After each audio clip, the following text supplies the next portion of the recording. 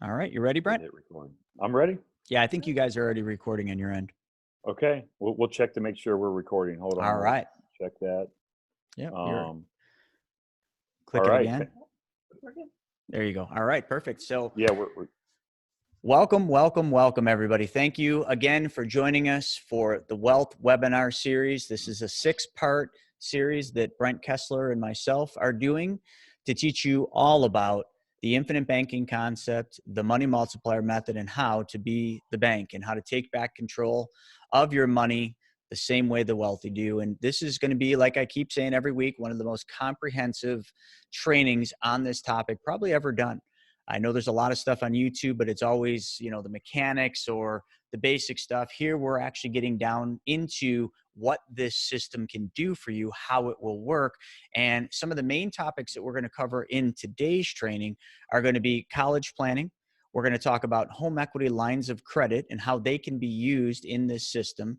And one of my favorite topics that I love talking about is we're going to show you how the cash on cash return looks in these banking policies. When I tell people sometimes that you could expect by the 5th or 10th year to see a double-digit cash on cash return, they always get this strange look, and they look at me and they say, how? That's not even possible. You said it was only a 4% guaranteed return.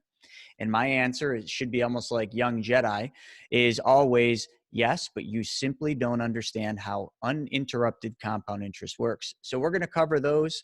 And just so you know, the next couple weeks, I may not be on next week's, but we are still going to do it. So Brent will be doing it. That's if I have my little girl. So I might be at the hospital with Larissa. But the week after, I'm going to do the training and we're going to be covering real estate, how to use these banking systems for real estate. So I'm going to turn this over to Brent to take over, and I'm just going to answer all of your questions. So thank you all for joining us for another episode of the Wealth Webinar. Thanks. all right. Fantastic. Chris, can you hear me? We good? We are good to go. All right. All right. Welcome, everybody. Webinar number 3 in the series of 6. So this is the 3rd week. And if you haven't watched 1 and 2, make sure you get a recorded version of that and do that. Chris can help you and guide you on how to actually get that recorded version of number 1 and 2. And each of these are going to build up on each other. Some stuff will be repetitive, or it'll be the same idea, same concept, just maybe using a different example. And as we go through this, you guys are going to see that, this isn't that complicated. It's not like you have to have a master's degree in finance in order to understand this. I believe in keeping things very simple.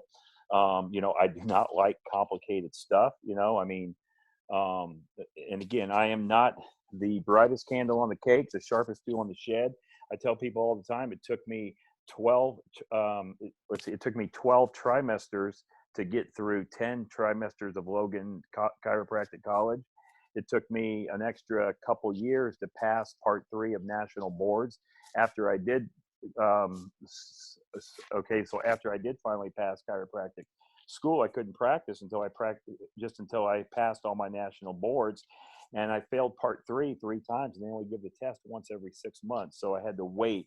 So again, this is right to the thing. Just that we try to do is we try to keep this simple. We try to break it down into what you're doing every day in your life. So anyway, yeah, let's get going. So anyway, just as a reminder, this is Brent Kessler and Chris Naugle from the Money Multiplier. And our website is down there on the bottom of the screen, themoneymultiplier.com. So any point in this, if so this is something that excites you and interests you, and you want to know how these concepts that we've been teaching and are going to continue to teach you will work for you, you can text us at 33777. That's 33777, and then just type in either Brent or type in Chris, and whoever you type in will basically schedule a time to go over this with you. As you guys know, I'm a chiropractor. I had $984,711 in debt. I was able to pay that debt off in 39 months, 3 years and 3 months. And all I did was add 1 step to my financial life.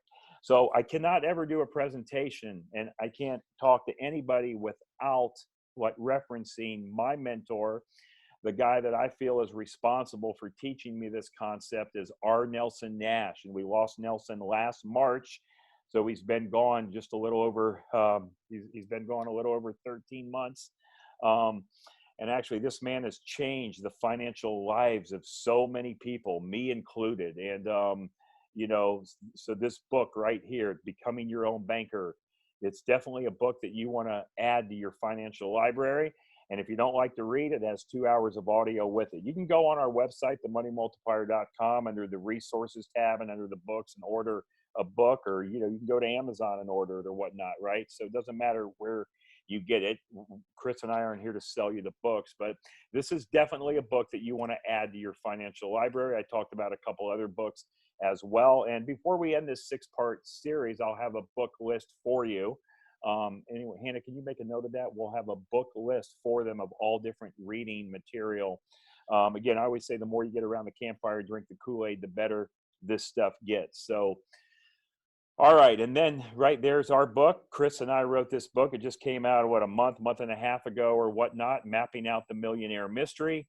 I thank Chris Naugle for, he drove me and pushed me to get this book out. When he first brought it to me, I said, man, a book, that's going to take a lot of time, dude. I don't have all that time to go through and do a book. But he drove and pushed. And if you know anything about Chris Naugle, man, he does not like to stop. When he's get his mind set on something, he is like a pit bull after a T-bone steak. He just goes and goes and goes, and he doesn't stop until he gets it done. So anyway, that's our book there. And so just, again, as always, on all of these webinars that we do, here's what we always talk about. Money, money, money. Some people got to have it. Some people. All right, so money. Now, I've told you the last 2 webinars, and I'm going to remind you again, because even if you were on the last 1 or 2 or both, and on this 3rd one, I talk about this video called The Backward Bicycle. The Backward Bicycle. So all you got to do is go to YouTube and just click on The Backward Bicycle. It's about a 7.5-minute video.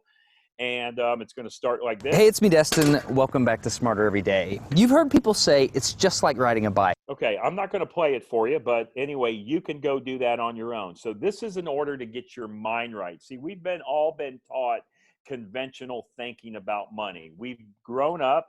We're going through life, whether you're young or old or wherever you're at in your life. It's about, okay, so the stuff that we've been taught about money. We've been taught from our parents, our grandparents, maybe our friends, our colleagues, and our coworkers, maybe even our financial advisors, our attorneys, our, you know, accountants, CPAs. Well, again, this is all about the truths about money. This is how money actually works. And, you know, if you went through webinar 1 and 2, you kind of have discovered, you're like, oh man, these are ideas and concepts that I would have never, ever imagined. So what we're doing is we're mimicking what the wealthy do. These concepts, okay, the infinite banking concept and the process of all this, of just how all this works, has been around for over 200 years. Our tax code's only been here since 1913, a little over 100 years, right? So this is not something that's on trial. It's not something we're testing. It's not something, oh, let's try this and see how it's going to work. No, man, 200 plus years it's been around. Last week, I showed you some examples of who uses this strategy. Ray Kroc with McDonald's, Walt Disney, how he built Disneyland, J.C. Penney, Stanford University, Pampered Chef before Warren Buffett bought Pampered Chef. You know, I gave you some examples on webinar 2 of the wealthy and who's using this. So also, before we end this 6-part deal, what we're going to do is we're going to have one segment to where we're going to go through and we're going to just answer questions. We're going to have a questions list. I probably have, I don't know, maybe 75 questions that I've been asked, and I try to keep these questions down every time you ask and I hear a new one, which I don't hear a new one very often, but when I do, I try to make a record of that, because I figure if somebody's asking me somebody else, it'll help if I answer that. So we're going to have that. It's probably going to be on our last one, webinar 6, I would imagine. I'm not for sure which one it'll be on, but it'll just be going through questions and answers. And look, guys, okay, so I know you're typing your questions in, and Chris is going to be responding to them as we go through this. And again, okay, so I just want to remind Chris that a lot of these questions we need to voice and we need to tell or ask the question, because a lot of these people can have the same question and maybe they're just not thinking to ask it. And guys, I don't want you to be nice on these. Okay. Okay. So like, as far as when you're asking questions, I don't want you to try to be polite and be nice about it. I want you to challenge us. You give us your challenges. Why this wouldn't work? Why shouldn't we do this? Why shouldn't we do the money multiplier method? Why cannot we build wealth through this concept, through this whole deal with this whole life policy and a mutual company that pays dividends? Come to us, bring us your most challenging questions. Chris and I don't take it personal, not at all. We want to answer those. We want you to put us on the spot. And I'll be the first one to say, and Chris will too, that we don't know the answer to every single question you're going to ask. But I'm going to tell you this, if we don't know the answer, we're going to find out. We're going to go and we're going to find out until we find it. And then we're going to get back with you with the answer. And hopefully the question that you have, somebody will know the answer. So please ask challenging and tough questions, because this is about your money. This is about your wealth. This is about your finances, right? Chris and I do not care if you like us or not. We are not here to be your friends. You don't have to come to our Christmas parties, and we don't need to come to yours, right? It's totally fine. We are here to be effective with your money and your finances. That's what we're here to do. That's what we're here to do. We're here to serve you in that manner. And the stuff that we teach you is the stuff that we do in our life each and every day. These policies that we design, we were talking before the call came on, the way we design your policy is exactly the way we design our own policies for our own family. Okay. And so like, as of now, you know, I have 19 of these policies, and I usually buy at least one policy or more every single year. And I don't do anything different with my policy than I'm going to do with yours. There's no extra features or bonuses or prizes or whatever that I add on to mine that I don't add on to yours to make it better. Not at all. My policies are designed like yours. The only thing that might be different is the debts and the expenses that you have and the amount of premium that we're putting into the policy. So, okay, so let me escape out of this, and I'm going to scroll down here. And this is from like webinar 1.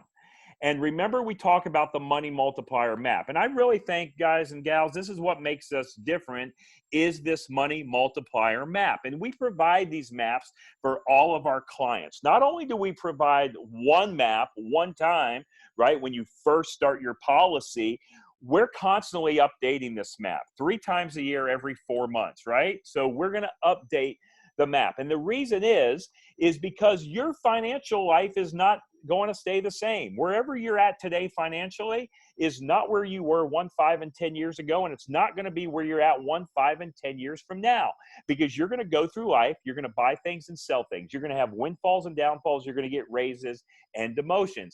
So your money, your finances is constantly changing.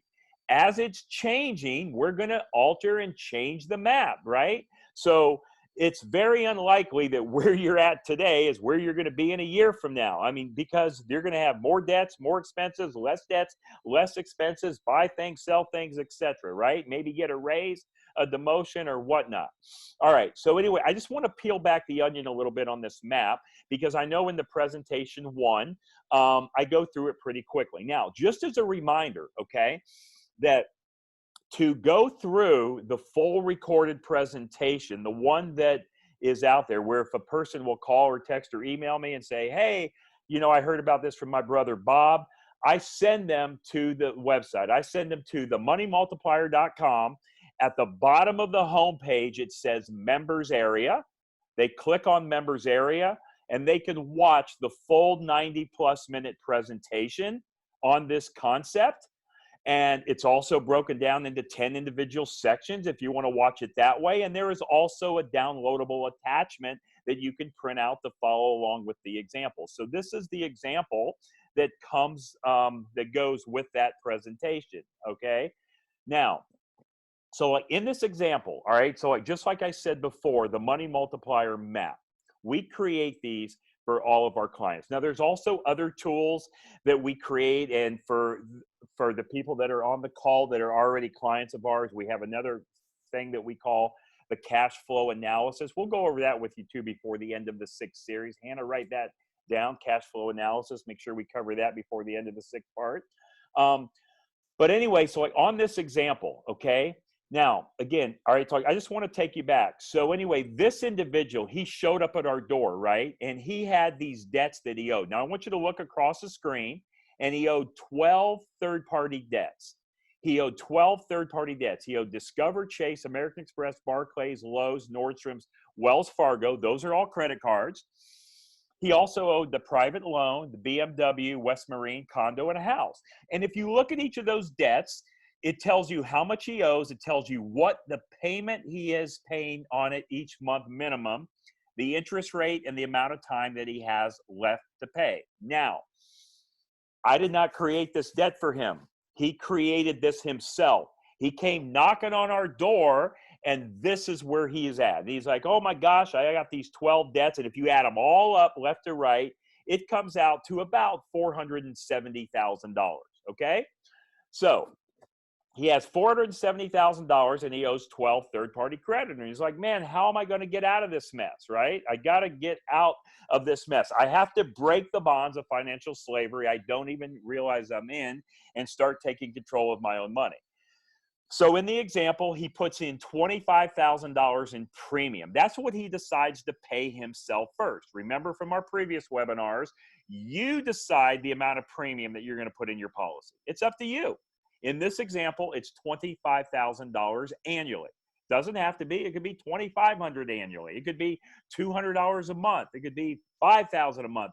You decide the amount of premium that you want to pay yourself first. And if you're wondering, well, how much should I pay myself first? Does it depend on how much debt I have? No, it really doesn't. You just need to make the decision to pay yourself first. And when you pay yourself first, we're putting money into the policy premium of the whole life policy in a mutual company that pays dividends, that's designed and specifically engineered for cash value to use immediately, and it's designed for the max efficiency effectiveness level of the infinite banking concept or the money multiplier method, okay? So how much do you want to put in your policy? Are you worth $2.50 an hour? Probably every one of you on the call, right, is worth $2.50 an hour. So $2.50 an hour, how much really is $2.50 an hour? Well, let's say you work 40 hours a week, $2.50 an hour, 40 hours a week, it's $100 a week, $400 a month, $5,000 a year. Okay, so $5,000 a year would be your number, not 25 grand. Oh, but that's too much? Now you said you're only worth $1.25 an hour? That's fine. Let's use $1.25 an hour. How much is that? 40 hours a week, $1.25 an hour. That's $50 a week, $200 a month, $2,500 a year. You make the decision, okay? All right. In this example, here's what he did. Remember, in the first month of the first year, he put in $25,000. He immediately borrowed $14,000 and some change. He took that $14,000 and he's going to now pay off the creditors. He pays off Discover, Chase, American Express, Barclays, and he pays Lowe's down. The money that he's paying himself back, okay, is the money that he would have already had to pay the creditors. He's just changing now who gets the money, because before the creditors got the money, but now that he's paid off those first 4 creditors, he's now going to pay himself back the $788 a month, okay? Now, play honest banker with yourself. You've heard me talk about that. Pay yourself with interest. Pay yourself first and pay yourself with interest. That's what you do when you borrow money from a bank. You pay them back with interest, right? You don't ever skip a beat. You pay them back with interest. You never question it or whatnot. So treat your money the same way you treat a bank's money. If you don't, you're saying your money is not as valuable as the bank's money, and you're violating a principle we call EVA, economic value added. So pay yourself back with interest the same way you would pay a bank back if you borrowed from them. Now, sometimes people ask me questions on this. Now, I want you to look at the first year, month 1 to 12, right? That's the first year. And they say to me, they say, Brent, well, why would you put this money back into a miscellaneous account for 12 full months? But first of all, let's explain what the miscellaneous account is, okay? The miscellaneous account is nothing different than your own checking or your savings account that you have right now. You have a checking and a savings account. We like for you to set up a miscellaneous account, a separate account that's not tied to your checking or savings account, because now you could keep those funds separate. Now, it's your account. It's your account. You own it, control it, do everything in it just like you do your own checking and savings account right now that you use in your life. But the reason we ask you to set up a separate one, not that you have to, but we ask that you do, is that way you keep those funds separate. You're not commingling the funds. And when you keep them separate and you're paying yourself back separately into that account, you can really see the power of how this grows and what it does without any commingling or intermingling of any other funds, okay? Now, some people say, well, Brent, does that $788 a month go back into the policy? And the quick answer is no. For this example, no. No, the money is not going back into the policy. It could go to the policy. You could pay the policy back $788 a month, all right? It could go back to the insurance company, but what we do, we kind of have like a pit stop, call it, into the miscellaneous account. Because see, here's what would happen. If you borrowed from the policy and then you immediately paid back to the policy, now what you're doing is you're paying back the policy. You're paying back the actual policy, but now you still have use for more money, right? Because you still have more debt and expense to pay. So don't send it back to the insurance company, because now what you got to do is you got to get on the phone with them or send them an email and say, hey, I want another policy loan. So instead of doing that, instead of playing mental gymnastics with the administrators of the insurance company, just send it back to this miscellaneous account. Because normally in real life, we're not going to wait 12 months and pay $788 a month back. What we're going to do is every month, 2, 3 months, as that $788 is coming back to us, we're going to send it right back out. We're going to send it right back out to the other debts and creditors, right? So in real life, I'm not waiting 12 months to use the money to where I get $94.56 here in the 12th month.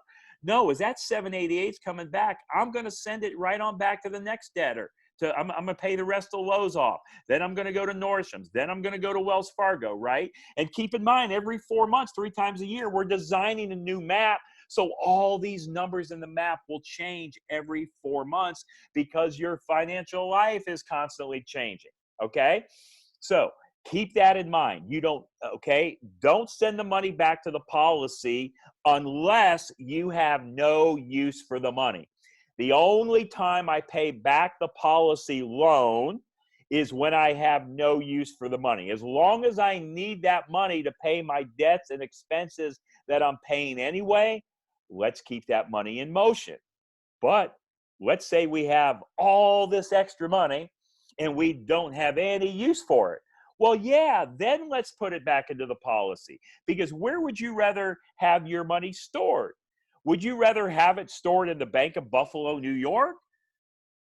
Or would you rather have it stored in the Bank of Chris and Larissa Naugle inside of your policy, where you own and control what's going on? You're making the profits and the dividends, not the shareholders, the stockholders of the bank. Okay? Wealth has to reside somewhere. It can either reside in your account, i.e. the policy, or somebody else's bank account. All right. So now as we go through this, right, now you see at the end of the first year, beginning of the second year, month 13, we pay our premium again. Now we have more to use in the first year. Now, this is where the policy design comes in, right? We want to design your policy to where we're going to be able to use cash value, where it's going to work long, not just short term, but long term. But we want to use cash immediately, short term cash. And we need to keep the numbers, the policy design, we need to keep it in a method, in a format, so it does not become a MEC, an MEC, a modified endowment contract. But just know this, your policy gets better with time. Today's better than yesterday. Tomorrow's going to be better than today, right? That's not my flapping gums telling you that's going to work that way. That is in your policy contract, all right? So I won't go through all of it about how we're paying back all the debt, and that, after we pay off one, it comes back more and more money. You can go look at that in webinar 1 and 2 or the recorded presentation. But just keep in mind, the money that we're sending back to ourselves into that miscellaneous account is not going back to the insurance company. So let's run a little tally on this as we go through this. If you notice, in the first year, I borrowed out 14,366. So I'm going to write that down or take a note of it.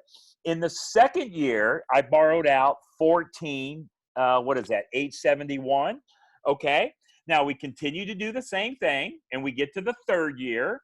And now look what happens. In the third year, when we put in 25, now we have 22,438. All right.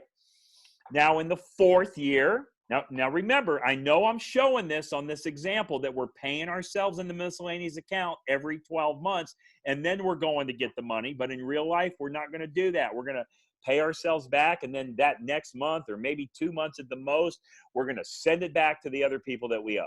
All right. So, and just continue to pay ourselves back the same way we've been paying them back. Now look at year 4. Look what happens. Well, now we put in 25, and now what do we have? We have 25,966. Okay. All right. Now let's scroll through this. Oh, again, guys, just a reminder, bottom left of the screen, if you want to schedule a call with me, Brent, just text 33777 to go over to do the strategy call of how this will work with your financial situation. And if you want to do it with Brent, just text the word Brent. If you want to do it with Chris, text the word Chris. Okay. Now let's see. We did year 3. We did 4. Now look at year 5. In year 5, look what happens. Month 49 right here, right? We put in 25. We got 26,807. So I'm going to write that down on a piece of paper here. And again, I'm not complicated. I'm just writing these numbers down, and I'm going to add them up with you as we go along. Now, look what happens at the end of the 5th year, beginning of the 6th year. Well, how much premium are we supposed to pay? That's right, 25,000. But we don't pay 25. How much do we pay? We only pay 10. We only pay 10. Why do we pay 10? Well, remember the way the policy is designed. There's 2 parts of it. There's the base premium and the paid up additions rider premium. In most policies, not 100% of policies, but in most policies, the way we design them is where you have 40% of the premium going into the base premium. In this case, $25,000 is the total premium. So what would 40% of 25,000 be? Yes, 10,000. So that's why you see on month 61 that we're paying $10,000 into the premium. We have dropped off the other 60%, which is the paid up additions rider. So if the total premium is 25,000 and the base premium is 10,000, how much do you think the paid up additions rider is? Well, I just told you 60%. And what is 60% of 25,000? It's 15,000. And if you're having a hard time with the math, just take the difference between 10 and 25, and you know that's what the paid up additions rider is. So now what we've done in this example is we dropped off the paid up additions rider, okay?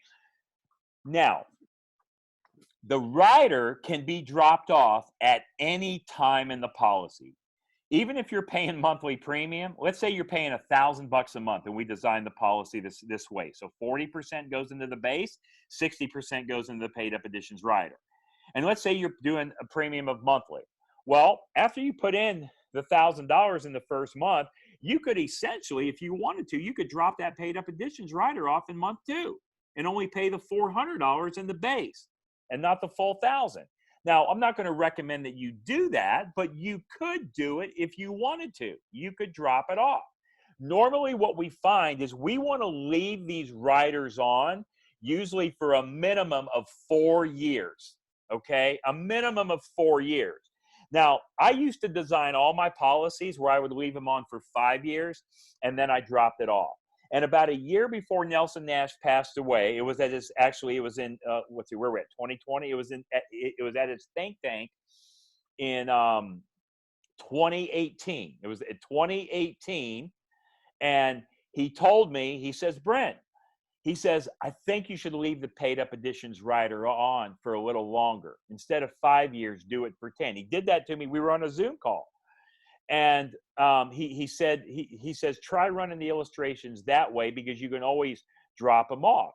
And so I started doing it. I really didn't question him. I mean, he's the Mac Daddy, the grandfather, the godfather of the infinite banking concept. I'm not going to question him, right? I'm going to do what he says. But so now I tend to leave him on for 10 years. However, it's not an exact science. Sometimes we have to drop it off earlier, and sometimes we could leave it on longer. Sometimes it'll depend on the amount of premium a person is doing, and it can have an effect, or it can also depend on age and health of the individual, because the policy itself, whenever we plug numbers into the software, the policy spits out the design, and it tells us, the software spits out the design, and it'll tell us if it becomes a MEC or it's not a MEC, a modified endowment contract, okay? So that tells us what we're able to do. And if you leave the paid up additions on too long, then the policy becomes a MEC. Now, what is this thing called a MEC again? I've went over that before, but it's called a modified endowment contract. And the MEC came into effect, I believe it was June of 1988. And what it says is if your policy becomes a MEC, it's no longer treated as an insurance contract. It's treated as an investment, and it's subject to taxation. And we don't want that, right? We don't want that. See, everything we're talking about, premium dollars that go into the policy, we're talking about paying our premium with after-tax dollars. We want to get our money into the policy with after-tax dollars. So what we want to do, ladies and gentlemen, is pay our tax one time only, at the lowest rate possible, and we want to get that money inside of a tax-free environment where it's growing internally tax-free and the government's out of our hair, okay? So everything when we talk about with premium, we talk about with after-tax dollars. So we don't want the policy to become a MEC. But now you see that you could drop it down if you want. So in this case, I've paid 5 years, and at the end of the 5th year, beginning of the 6th year, we're now putting in $10,000. Well, so again, the reason that we do this, why, is because in the beginning stages of the policy, the paid up additions rider portion is what's driving your cash value. That's what's driving the cash value, okay, early on. Because the base premium doesn't have any cash value in the 1st year, the 2nd year, and even very little the 3rd year. So the cash is being driven by that paid up additions rider, in this case, the 60%, in this case, the $15,000. Now that the policy is older, more efficient, we drop off the paid up additions rider, and now we're only paying the base premium. And look what happens when you put in $10,000 in the 61st month. How much can you use immediately? How soon is immediately? Within 30 days. You have put in 10, you've got 13,000 to use. Now look, you always hear me say I'm not a math genius, right? But I know if I put in 10,000 and I got 13,000 to use, that is a 30% increase on my money that year. A 30% increase, okay? So how much of your money do you want growing at 30%? All of it. Guess what happens as we move along? Guess what happens as these policies get more efficient? In year 7, 8, 9, 10. Yeah, the number's even bigger than 30%, right? Not my flapping gums telling you, it's in your policy contract. Okay, now let's go back up, and now we're going to look at year 6. Let's look at the loan available. You see the loan available is $13,190 on the $10,000.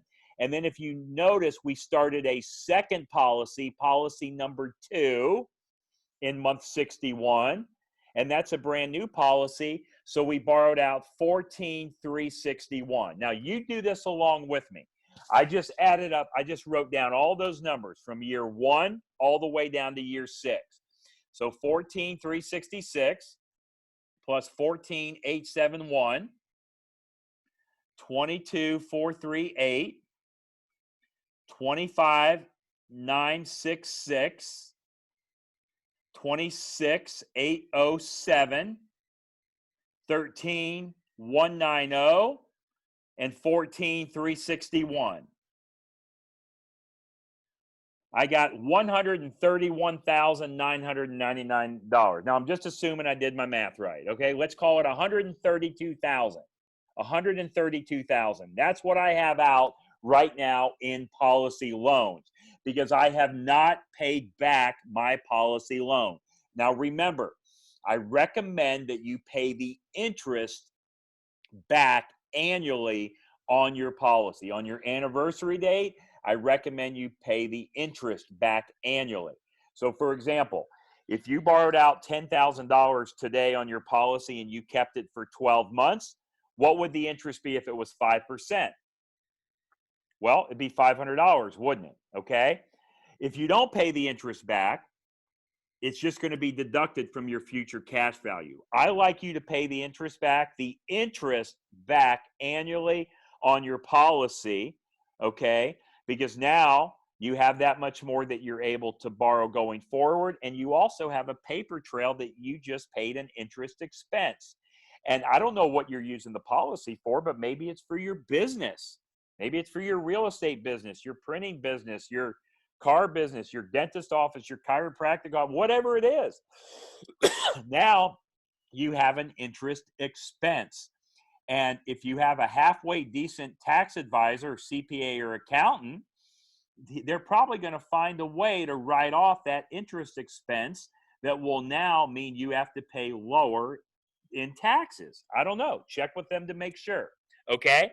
But in any event, in this case, now remember, I'm not going to go back through the whole example, the map on this example, but remember what we did from webinar 1 and 2. Okay, so this individual in this example, he had $470,000 in debt. Okay, he started his premium at $25,000 a year, and he paid off the debt. He paid off the debt in 61 months. He paid it all off in 61 months without working harder, changing his cash flow, taking any additional risk, or losing control. So what did he really do? Okay, the thing he did is he injected $25,000 a year for the first 5 years.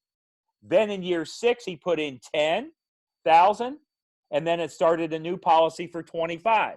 So if I take 125 plus 10 plus 25, that means he injected $160,000 of outside money.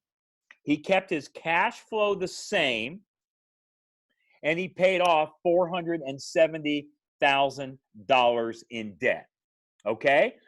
But now sometimes you ask me, well, Brent, what about the policy loan? Well, you're right. He's got a policy loan, but who does he owe it to? Who's in control?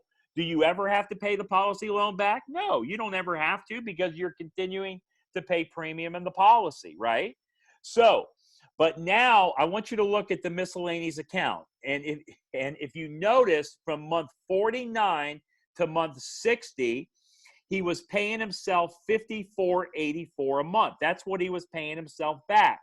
But now he paid off the house, right? So he no longer has that. So what we have to do is we have to add the $54.84 and we add it to the $14.21 that he was paying the house. So now what he should be doing when you add those two numbers up, $54.84 plus $14.21, he now has freed up $6,905 that he can now pay himself back. His debt's gone, isn't it? It's eliminated. So how do we pay back the loan of $132,000? That's right. Continue to pay yourself back $6,905 a month because it's what you were doing anyway. You were already used to doing it. So now continue to pay back the $6,905 if you want to. You don't have to. You can take the money and send it out to something else. You can put it into an investment, a real estate deal, whatever you want. But what we've done here, ladies and gentlemen, is we've eliminated this. Okay, the thing we've done is we've eliminated this debt for this family, these 12 third-party debts of $470,000. We eliminated it in 61 months, all with only adding one step to our financial life. We just bought a stupid life insurance policy. That's it. We bought a stupid life insurance policy and specifically designed and engineered it for this infinite banking concept for the money multiplier method. Now, look at this. It took us 61 months doing it this way, right? Way less money out of pocket, way less money out of pocket, okay? And now, if I go back, let me go here. Oh, I hit something wrong on my screen. Hang with me. Let me do this. I want you to go back. Keep in mind, 61 months, 61 months. Now look at year one. Look at year one and go over and look, how long was it going to take us to pay the house off? Well, actually, let's just look at the condo. How long was it going to take us just if all we did is rode the bicycle the normal way? If we listened to our broke-ass brother-in-law about money and finances and what to do, and he says, oh, you don't want to buy one of those whole life policies, Bob. Those things are bad. Those people steal from you. Those whole life policies are horrible. Dave Ramsey and Susie Orman tell me how bad they are all the time. I don't want to do that. Well, if we would have listened to them, you would have still had how many more months left to pay on the condo? Well, look, 122 months is where you started, and we've been doing it for 61 months. So you would have still had another 61 months to pay on the condo doing it your way. But look at the house. Look at the house. So 219 months is what we had on the house. And well, we subtract the 61. You would have still had, ladies and gentlemen, another 158 months to pay on the house. Now, which way do you want to do this? Do you want to do it that way, the way your broke-ass brother-in-law is telling you to do it? Or do you want to do it where you're controlling the money, you recapture, you recycle the dollars, and you build the wealth? Oh, and I didn't even talk about the death benefit, did I? All these policies have death benefits to them. I didn't even talk about that. All right, wonder how much that would be. Well, we can look at that sometime. So look, if you just continue those last two debts, the condo and the house, remember this? How much was the monthly payment on the condo? $1,179. How many months can we still pay on it if we were doing it the conventional way? We would have still had 61 months left to pay on the condo. Okay. Now, what about the house? $1,421 a month. How long? Well, it was 219 minus 61 that we've been doing it. We would have still had 158 months left to pay. So add those two numbers up. 224 plus 71. That is $295,000 more that you have in your pocket, plus the condo, plus the house, all with adding one simple step in your financial life. Not working harder, changing your cash flow, taking any additional risk, or losing control. $295,000. Oh, but wait a minute. What about that guaranteed growth rate that we get inside of our policy? Not the guaranteed growth rate Brent Kessler and Chris Naugle tells you about. It's in your policy contract. What is that? 4%? Tax-free? That's right, guaranteed 4% tax-free. Now we got to add the 4% to those numbers, and look what happens when we do. Now how much do you have? $371,000 more in your pocket, plus the house and the condo. And all you did is added one step in your financial life. Not requiring you to work any harder, change your cash flow, take any additional risk, or lose control of your money. We just added one step in your financial life. Okay, I'm going to stop right there for questions, okay? And then the next thing we're going to do is we're going to slide right into a home equity line of credit example. Hannah's going to pull that up on my computer on the HELOC. And Chris, are there any questions right now you want me to answer, or you want me to move on? No, there's one, and the questions come up a couple of times. So the question would be, if I don't have any debts and I'm not buying a new car, how would this work for me? I've answered a couple of times how that works, but I just, might be good for everybody to hear this, because I think a lot of people, after seeing that, they think, well, this is great if you have debt, but I don't have any debt, so this isn't going to work. Yeah, no, great question. All you got to do, ladies and gentlemen, is replace those third-party debts with expenses. Because even though you guys tell me you have no debt, you really do, okay? Because I can't imagine the state that you live in, but probably your state has taxes, maybe taxes for the county, the city, the state. What about federal taxes, right? What about charitable giving? What about putting gas in your car? What about putting food in your belly? Do you like to travel? Do you buy airline tickets, right? I guess it is possible that you have no expenses and no debts, but you would have to own nothing, so you owe nothing. In other words, you would have to become indigent and homeless, and I think you're all into creature comforts. That is a great, great question. We get that question a lot, but you just got to think of this as not just debts, but also expenses. I mean, even if you do nothing else, and again, all right, so I might go over a card. I'm not going to probably have time to go over on this one again, another car example, but even if you do nothing else, even if you do nothing else with this concept, but just buy all the cars you're going to buy for you and your family the rest of your life, how cool would it be not to only get the car, but get all the money back? You get the car and the money. How cool would that be, right? So you can't think of it as just third-party debt. Think of it as the expenses that you're paying anyway. I used to use this, guys, okay, back when I had my 5 chiropractic offices that I owned. This is how I paid my overhead. This is how I did my payroll. This is how the University of Michigan pays their head football coach, Jim Harbaugh, okay? Because they want to recycle and recapture all of those dollars. It's a win-win for everybody involved. So I hope that answers the question. All right. It does. It actually, yeah. Let me go one step further. I have a friend, really good friend. Brent knows him well, and he set up a policy, a big policy, because he was interested in using it just as a savings account. He's like, well, I'm not getting that kind of interest in my savings, so I just want to put money here and just leave it sit.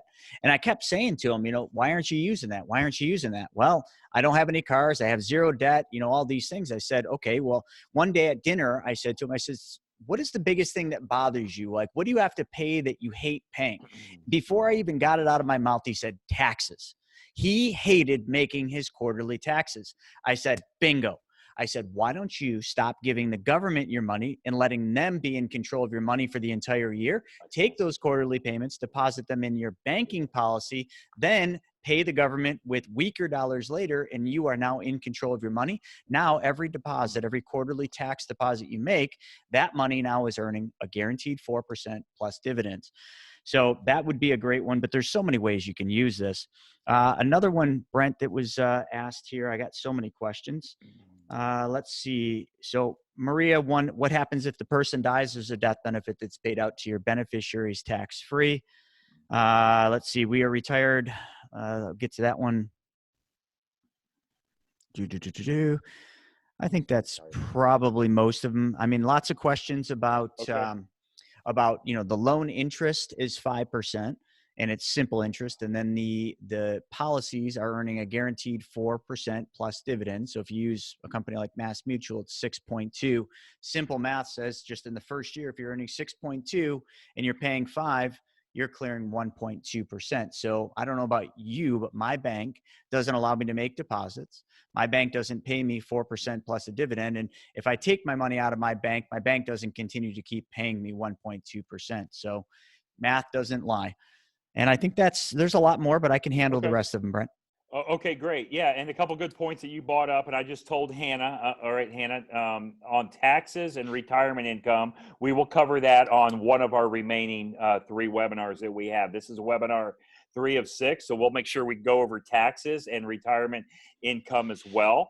And then also, I encourage people, because a couple of the questions that you mentioned is how do you, on the interest and all of that. Well, if you go back to the recorded presentation that I have, and also to the first webinar, I go over how you can borrow at a higher rate than what you're earning and make money all day long. So I show you on that how you can borrow at 6 and earn 4 and make money all day long. So that would be a good review for you guys to go back and look at webinar 1 and 2. All right, let's move right into a home equity line of credit. Now, okay, so what we're going to do is we're going to use a home equity line of credit to kind of jumpstart a policy. Let's say that you come to me, Chris, and you say, hey, Brent, I have $20,000 a year that I could put into a policy. That's what I can do, and I can put in $20,000 year after year after year, okay? But you have equity in your house. Now, I want you to think about the equity you have in your house, okay? A lot of you have equity in your house. What good is that equity doing you right now? How are you using that equity? You're right. You're not using it. It's not doing you any good. It's just sitting there. The only thing it does is it gives you a peace of mind knowing that you have equity in your house. Well, how about if you could use equity in your house to jumpstart a policy. So Chris just said, hey, Brent, I can do $20,000 a year in a policy, but remember from the example I just went over with you on the map, how I said the way we design a lot of these policies is 40% base, 60% PUA, right? So if he tells me he could do 20,000 year after year after year in premium, so that means he can always pay the base of 20,000. But let's make that 40% of the policy. So let's go in and get some of that home equity line of credit money so we can, instead of starting a $20,000 premium, we can do a $50,000 premium, right? We're just doubling it. Remember, we're doubling it, okay, compared to my last example on the map. Remember, it was 25,000 in premium, so we did 10 in base, 15 in PUA. Now we're doing 20 in base and 30 in PUA. Now, I'm going to assume that you have $150,000 of equity. And if you don't, if you have more or less, you can play with these numbers. You can do it however you want, okay?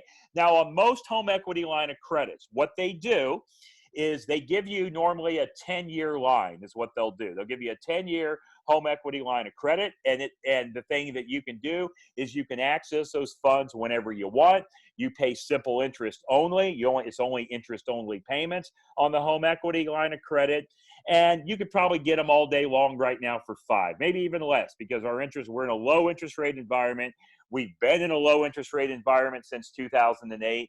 So if you notice my little box over here on the right, I'm going to assume that we're going to pay 5%, and the thing we're going to do is pay 5% interest to the bank to use the home equity line of credit.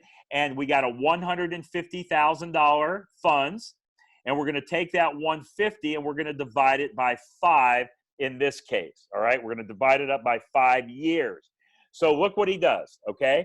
Now, this comes directly off of an illustration. This one's a Lafayette Life Heritage illustration. It was run in January of 2020, a female, age 35, okay? So, and again, all the illustrations, all the examples we show you, we have the illustrations to back them up. So these just aren't numbers we make up. All right, so here's what happens. In the first year, he's going to put in $20,000 out of his pocket, because that's what Chris said he could afford to do, was $20,000. But we're going to pay the insurance company $50,000. We're going to start a policy for $50,000. Well, how much cash? Now, again, the thing I'm doing is I'm looking at the guaranteed cash value here. The guaranteed cash value, okay? I'm not even looking at the dividend column. I'm just looking at the guaranteed cash value, assuming no dividends, assuming the company pays no dividend. Okay, remember, the companies we use have been paying dividends for 100 plus consecutive years. With the exception of Ohio National, they've been paying dividends for 97 consecutive years. But all the companies we use, okay, and there's 5 companies that we use to do policies with, mutual companies, they've been paying dividends 100 plus consecutive years.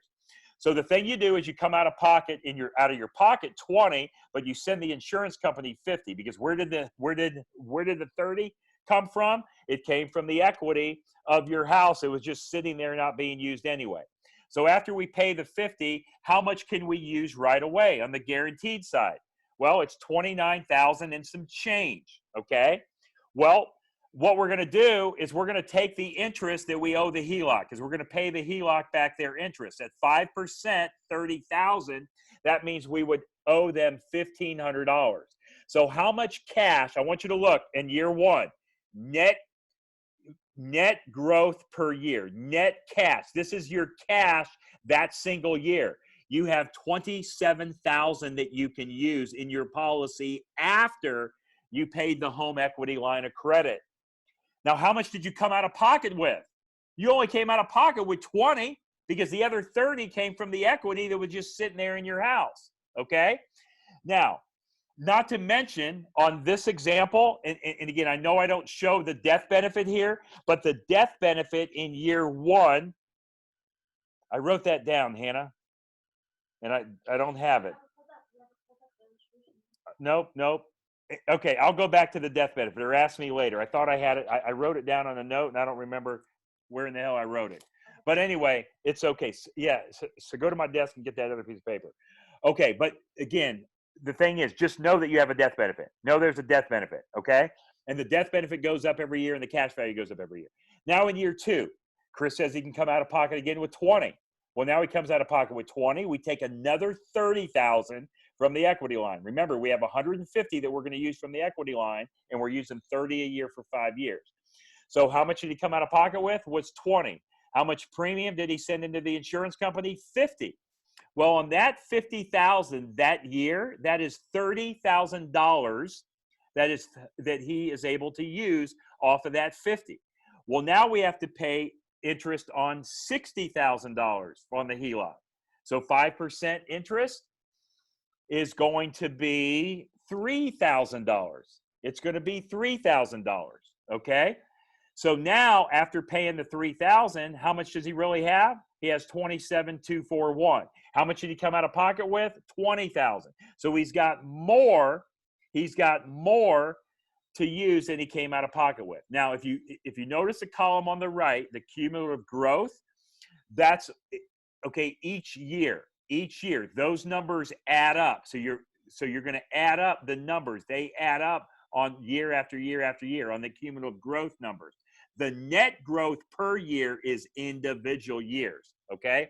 And anyway, Hannah bought me the death benefit on this policy on the first year of this policy. A premium of $50,000. This person has $2,501,000 of death benefit, which, by the way, is really the true value of your policy, right? That's really the true value, because it's not if you're going to die, it's when you're going to die or graduate or pass, whatever word you want to use, right? You are going to die. You are going to pass. We just don't know when. And remember, the death benefit continues to go up. Now, in the third year, we come out of pocket again of $20,000, but we take another 30 from the HELOC and we pay 50. And of that 50, we've got 35 to use. We take the 35. Now we're paying interest on 90,000 at 5% is 4,500. Well, even after that, even after paying all the interest, we got $31,000 to use. And how much did we come out of pocket with? 20,000.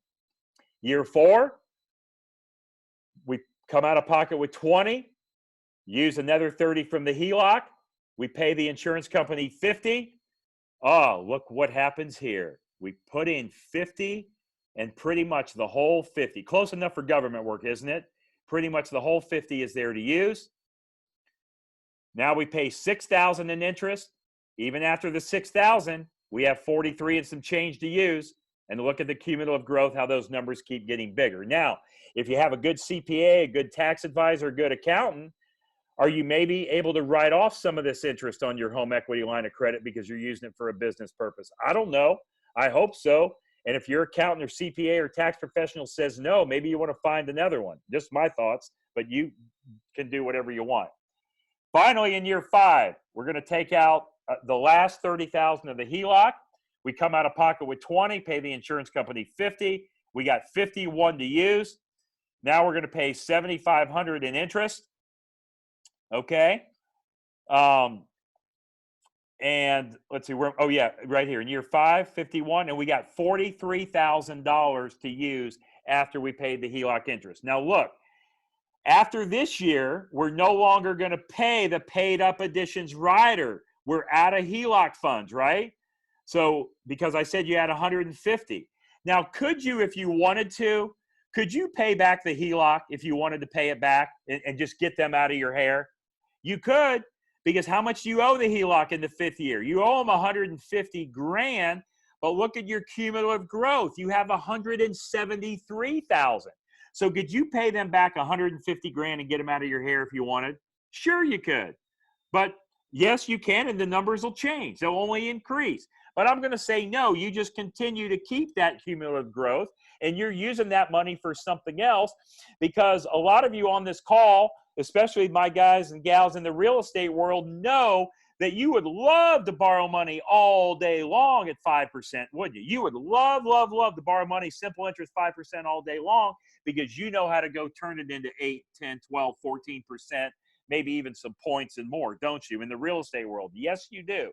And if you don't know how to do it, you want to learn that, you better talk to Chris Naugle some more about how to do that in the real estate world. Okay, so now we're going to continue now just to pay the base premium, which is $20,000 in the policy. We do this for 30 years.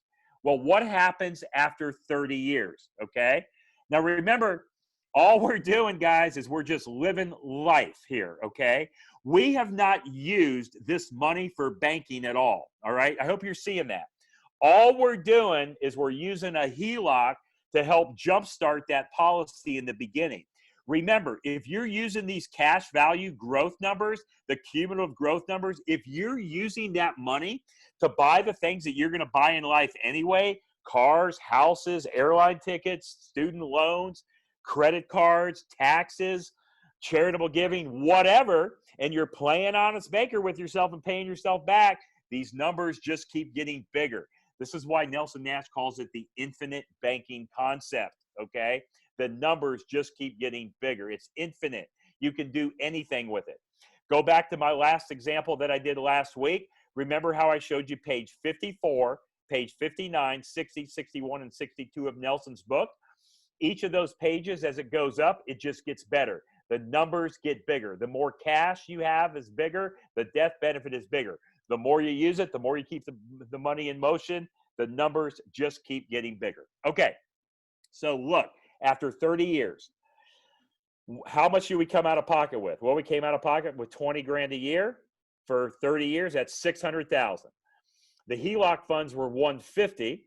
So we put in 750,000. That's what we paid the insurance company. But really only 600 came out of our pocket because the 150 was sitting there anyway that you weren't using. And you had a good peace of mind knowing that your house was paid for. But in the meantime, because you weren't using the HELOC, someone else was using it. Yeah, who's using it? Whoever you gave the money to get the equity in the house is using that money, right? Okay, so now we have injected 600,000 of our own money, 150 from the HELOC, a total of 750. Well, how much cash do we have in the 64th year here? What is our cash? Well, we have $911,000. No, wait, I'm sorry, we don't. We have 1,121,000 guaranteed cash value, assuming no dividends. Assuming no dividends. See the dividend number in the next column? That is not in these numbers. Assuming no dividend, we have 1,121,000. What does a guaranteed cash value mean? That means the insurance company can never perform, your policy can never perform lower than that number. See, it's not like a conventional bank. When you put money into a bank or an investment or whatever, you can lose money. In a whole life policy, they are contractually obligated to you to pay the contractual rate because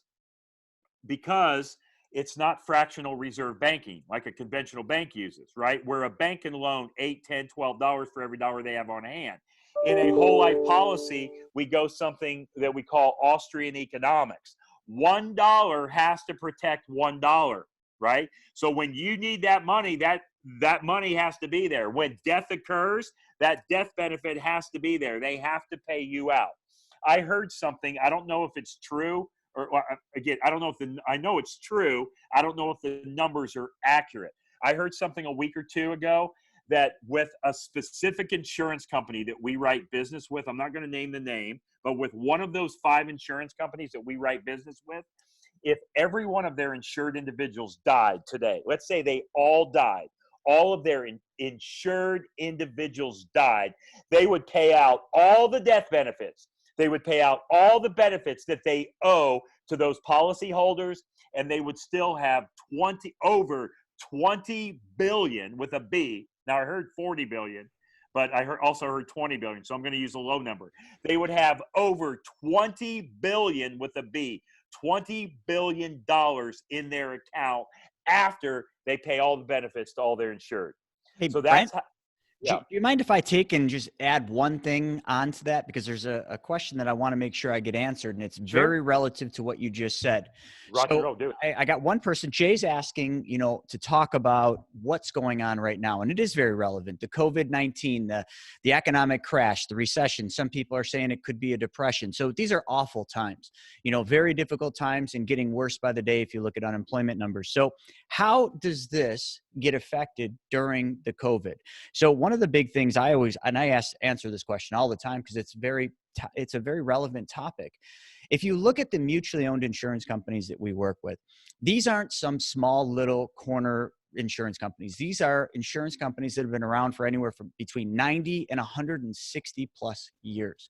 They have been around through every economic crash, every economic recession, including the Great Depression. And a matter of fact, if you study history and you look at these insurance companies, mutually owned, not publicly traded insurance companies like AIG, mutually owned insurance companies, and you look at their insurance operations and how these companies perform during down economic times, most of the companies, all the ones we work with, do better in down economic times. And here's the reason why. Insurance companies are always looking for opportunities. They have so much cash because every single day, what are they doing?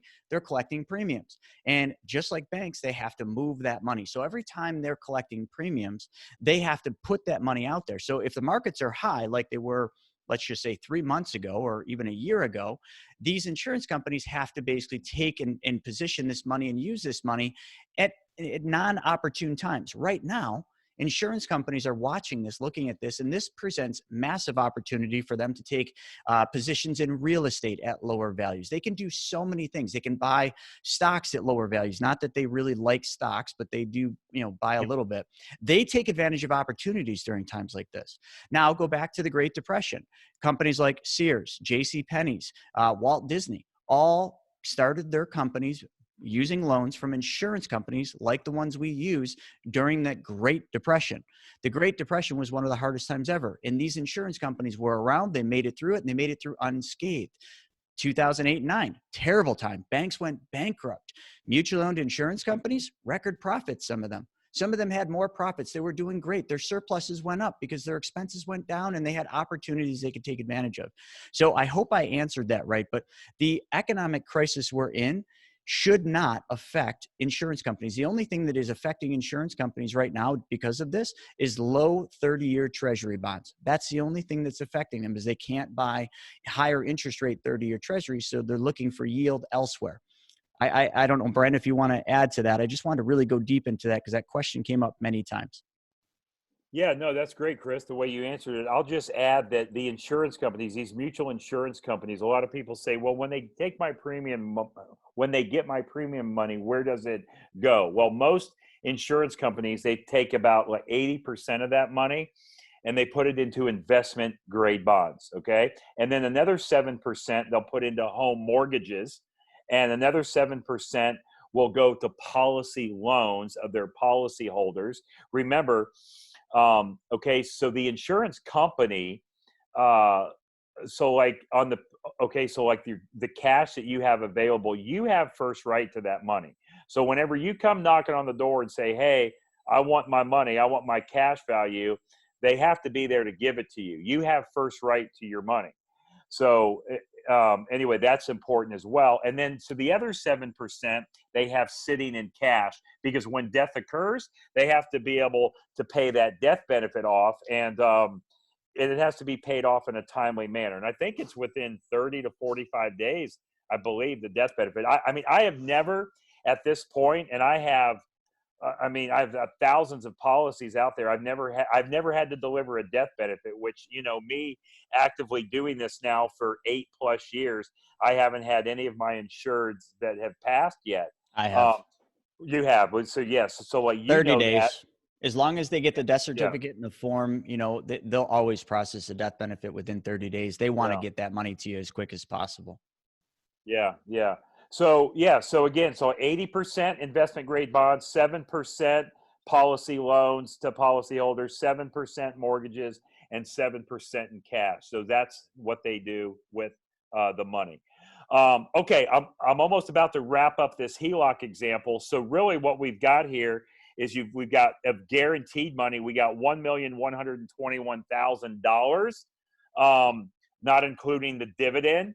And even after we paid all the interest in the HELOC, which, I mean, you know, if you add up all the interest there that we paid into the HELOC, we still have $911,000 in the policy. And what really came out of our pocket was really only the $600,000 that came out of our pocket, because you weren't using the equity in the house anyway. And this is assuming that you're not using the policy for banking. You're just buying it, you're putting it on the shelf, and you're letting it sit, which is the worst thing you can do, which is similar to what Nelson Nash does on page 54 of his book. And if you look at this, when you started at age 35, you're only 65 right now. So can you start using that money for retirement income? Absolutely. Now, not to mention, this policy also at this point, it has a death benefit of just under $3.4 million, right? So it's not it's not an if, but it's when you're going to pass, right? So somebody is going to get that $3.3 million. And in this case, let's just say today's the day that you graduate. Today's the day you pass, you die. Well, and you've taken out all $1.1 million into the policy of the cash, all right? If these are the exact numbers and you haven't done anything else with it, well, the $3.4 million will pay off the $1.1 million loan, assuming you're using the 1.1, and then your beneficiaries get the other 2.3 tax-free. So see, the insurance company can never, ever lose, because you're guaranteed to pass, right? We just don't know when. You are guaranteed to pass. So, okay, very good. Let me, man, it's already 2:18, and I didn't get to my next deal with college. So, Chris, should I save college for next time? Because I'm at 2:18 and I'm over. You know, I definitely think we should show the cash on cash return, and then all of you watching. Okay. So we've still got a lot of people watching. Would you like to see the cash on cash return, or would you like to see the college planning? Which one would be more relevant for today? And then the next one we'll do next week. If I can just get a couple comments on which one you'd like to see. I need the policy illustration pull up, probably. Yeah. Well, I'll tell you what. I'll go through the illustration. Yeah, pull that up. Okay. So this is everybody's everybody's saying cash on cash, Brent. Okay, let's do that. Again, you guys are going to be around. Yeah, cash on cash, everybody. So let's do that. So this is an illustration on myself. So like if I was submitting a policy on myself today, there I am, Brent Kessler. I'm 52 years old. Okay. And I just ran this today with one of the companies. As you can see down here, I ran it this morning, May 6th, all right, in the state of Florida. That's where I live, all right? So if I was going to start a new policy with this company called One America, American United Life, sometimes they're referred to as, of the 19 policies I own, 11 of my policies are with this company, all right?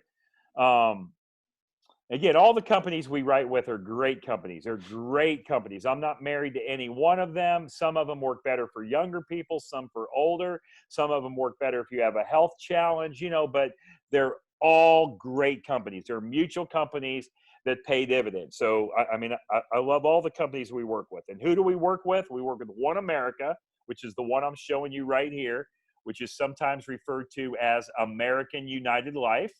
Okay, we work with Lafayette Life. Actually, this company, One America, is located in Indianapolis, Indiana. Also, we work with Lafayette Life. They're located in Cincinnati, Ohio. Another one is Ohio National. Guess where they're at? Yep, that's right. Ohio, Cincinnati. Penn Mutual is another one.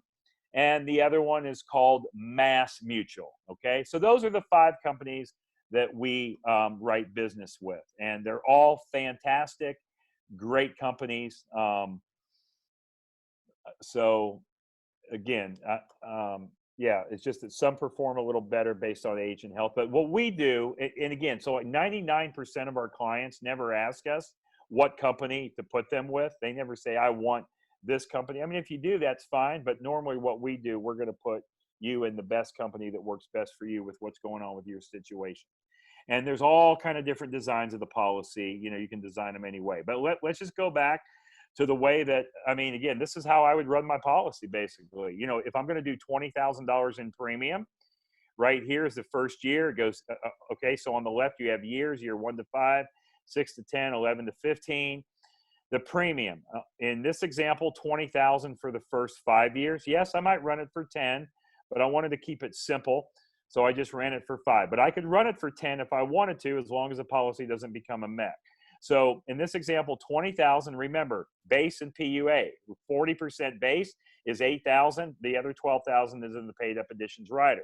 Well, you have a guaranteed column and you have a non-guaranteed column. Now, I'm going to use numbers on the non-guaranteed column because this company has been paying dividends for, what does it handle, 122, 123 consecutive years without fail. So there's kind of a joke that we have in the whole life industry that whenever you see your guaranteed column, it's guaranteed to never be that number that it says, because it's going to be a number higher than that because these companies have been paying dividends for so long. All right. So in this case, I'm going to put in 20,000 into the policy, and I'm going to cash right here. I have a total of $10,555. Okay. Now I want you to look at my death benefit, and all I did, I just ran this at standard non-tobacco. Now I could be a preferred Olympic athlete, and maybe my death benefit would be a little higher. I could be an overweight tobacco smoker, and my rating could be a little lower. All right. But the thing you're going to see affected is with those ratings, your death benefit's going to go up and go down. Your cash value is going to be very similar, close enough for government work anyway. Probably the change that you have in between the cushions of your couch will be the difference in the cash value between the ratings, okay? So in the first year, I put in 20, and I'm able to, and I've got 10,555 to use.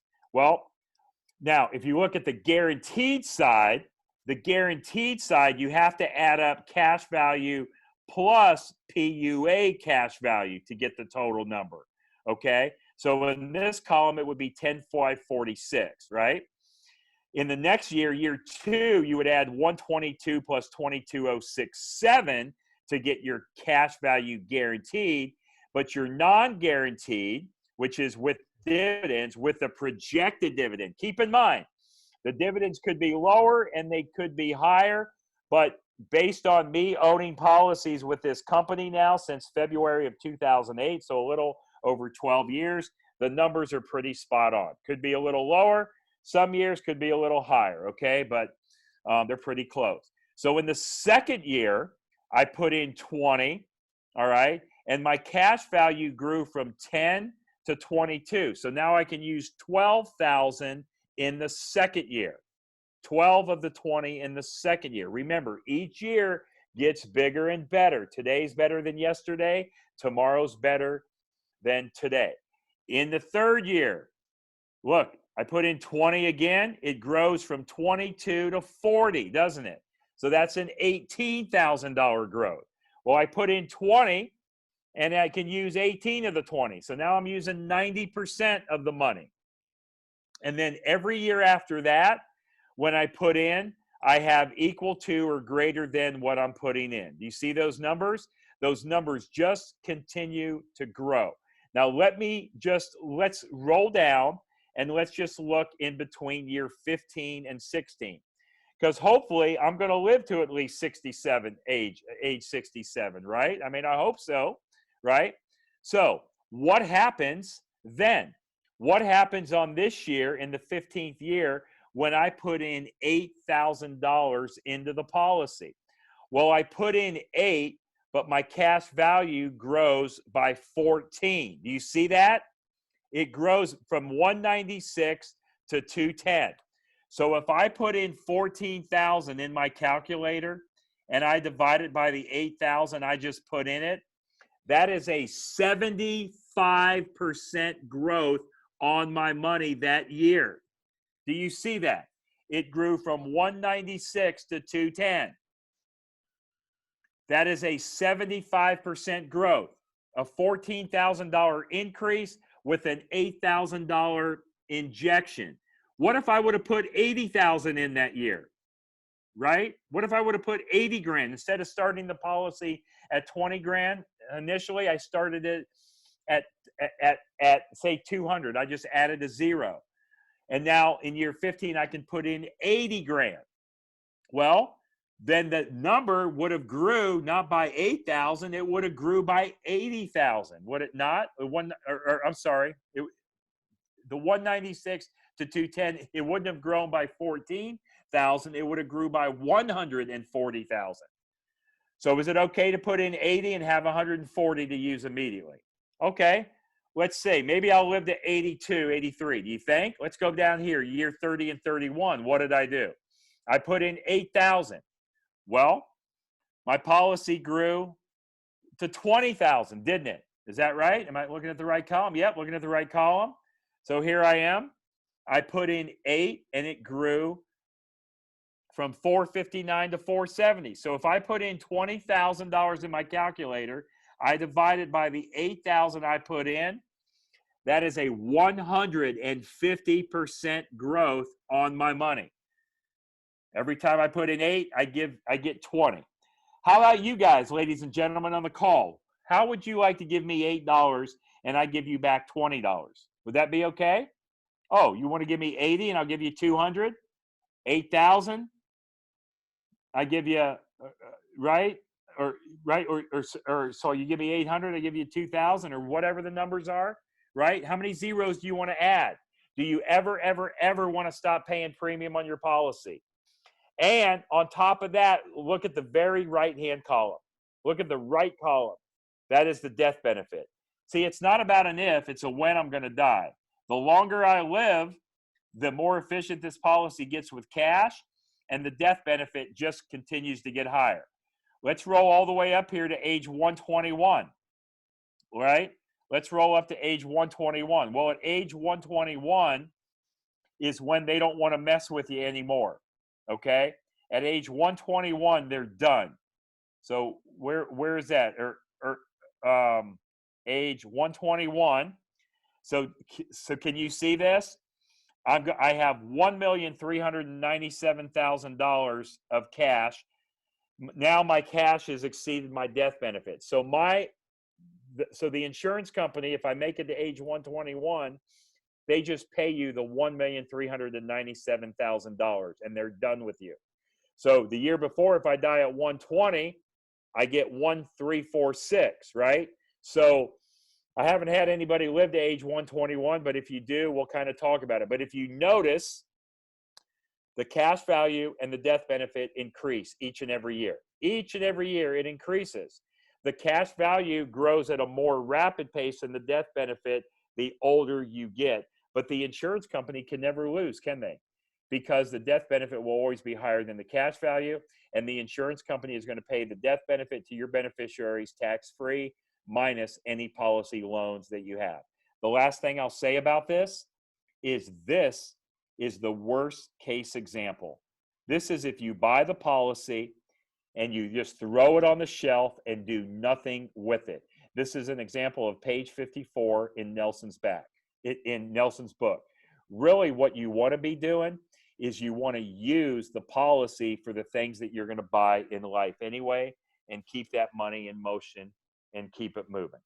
Okay, Chris, I'll take some questions. Yeah, I will second that. This is definitely the worst case scenario. So I look at these every day for different clients, and the numbers he just went over, that's about as bad as it gets. I mean, literally, like if you saw some other plan designs, it'd blow you away. This is still good and impressive, but I think that's important to point out.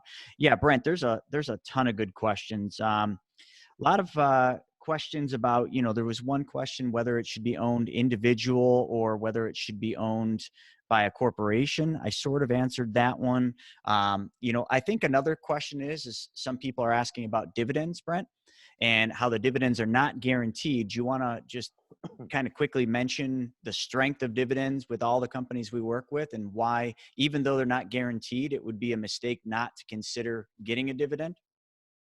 Yeah, so basically the dividends, and again, all right, so as I said earlier, of the 5 companies we work with, everybody's been paying dividends for 100 plus consecutive years without fail, with the exception of Ohio National at 97 years. The dividends, right, so so the thing we do with the dividends is we put those dividends back up into the policy. We're actually buying additional paid up additions insurance, just like Nelson Nash teaches us. So we're not taking a check every year for the dividend, where we are buying like small little mini policies with those dividends, which is increasing our cash value and increasing our death benefit with that paid up additions, or again, I'm sorry, with the dividends, it's purchasing additional paid up additions insurance. The way that I always teach this, and the way I always like to show my examples, is I like to under promise and over deliver. So I would almost say every example that I show in real life, it's going to actually be better than what I show. It's the same thing when I tell you guys, when you put money in to the policy, you can take a loan out in 30 days. Well, I've never had to wait more than 12 days to take a loan, but I'm going to tell you it takes 30, because if it doesn't show up in 12, I don't want you to be mad at me. So yeah, those dividends are going to end to buy additional paid up additions insurance, which increases your cash value, increases your borrowing power, and increases the death benefit. Is that what you were asking? Yeah, that was a great way to answer it. Yep. I mean, there's lots of questions, but I think I've got most of them answered here. I mean, let me just see. There might be one more that just popped up. Okay, here we go. This is a great one. What about an active duty military member who are deemed a high risk? Can this still work for them? That is actually a great question, Neil. Yeah, it is a great question, and it just really depends. I mean, this does not work for everybody. I mean, the concept will work for anybody. Anybody can own a policy. It just may not work for your body. For example, you may not be insurable. You may, for example, let's say you have cancer. Well, you're not going to get a policy on you if you have cancer. If you just got 20 feet of your intestines removed, you're not going to get a policy. I had a guy a while back wanted to get a policy. He lives in Hollywood, LA, California, and he is a stunt man photographer, and I never really thought about this, but what he does is all the stunts that you see on action movies, people jumping out of airplanes and stuff like that. Well, you got to have someone rolling the camera, right? Well, he's actually the photographer. So he's jumping out of the airplane too, and he's like the motorcycle stunts or whatever, car stunts. So he's a stuntman photographer. Well, they wouldn't give him a policy, man. His job is way, way too high risk. So if you have a high risk job or you have a health issue, you may not get a policy. We don't know. We have to just call and ask the insurance company. And normally what I do and what you do as well, Chris, if we know of our clients that are like that and they may be questionable whether they're going to get a policy, we'll go ahead before we send them through the underwriting process. We will call the insurance company and say, hey, we have a potential client and this is what's going on with them health wise. Is it a person you'll even consider? And if we get no's from all of our carriers, then we just go back and say, hey, Bob, you got to insure someone else. You can still do it. You can practice the concept.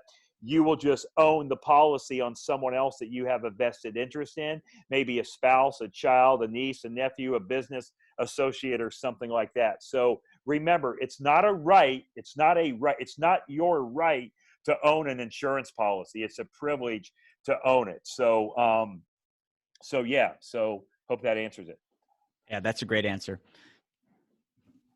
Yeah, I mean, we've gotten a lot of military members issued, and even though it's high risk, if you're in good health, they'll still issue you. You might not get a select preferred rating; they might ding you a little bit in the rating, or they'll issue you if you're in good health. I'll tell you that right now.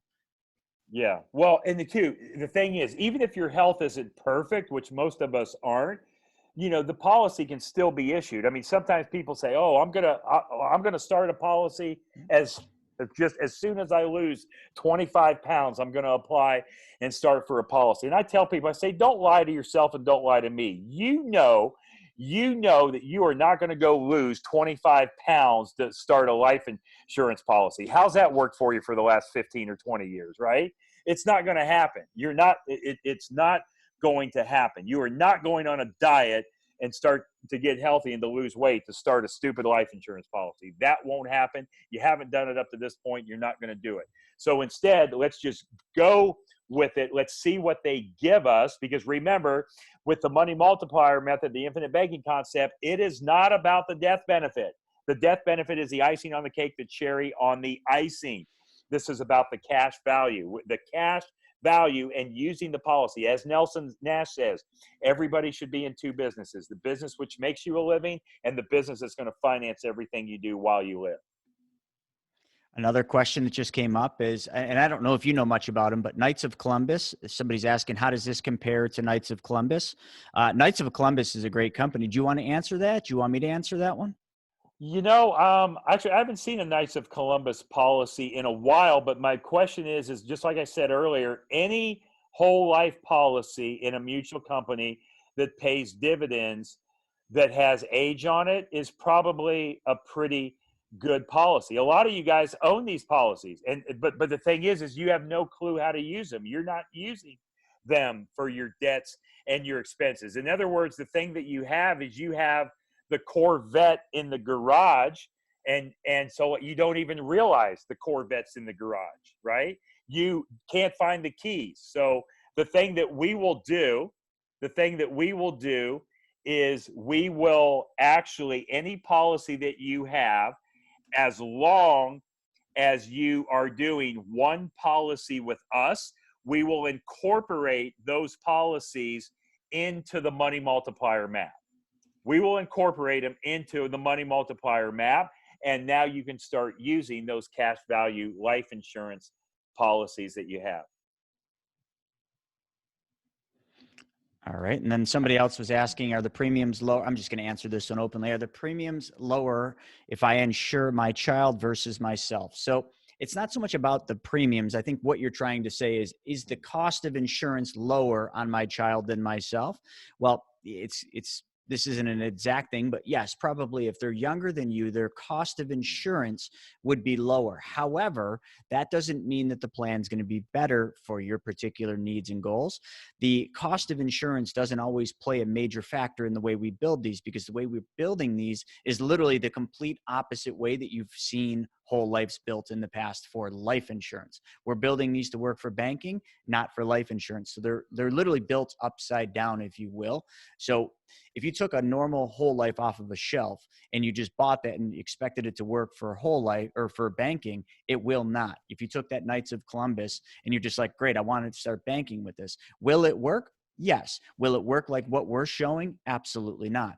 And, that's a lot of the things. If you go online and you read some of the Reddits, a lot of the negative things about what we're talking about come from people that were trying to do this with regular whole lives or IULs, and some agent or advisor said that would work for them for banking, when really it doesn't. What we're showing you is a very specially designed whole life plan from a mutually owned company that pays dividends. And there's a couple other features that it's non-participating companies that we work with. It's also very important. So again, don't take it for surface value that every whole life will work for this. They will not. That you have to know how to build these. Not only that, and Brent, I don't think mentioned it this time, but we give up a significant percentage of our commission so you have access to your money. He didn't mention that, but that is one of the reasons why you have so much access to your money immediately in the first 30 days, is because we're building these plans, we give our commissions up so you have access. It's the age-old universal law of if you give, you get. Well, if we give, you win. So that's how it works.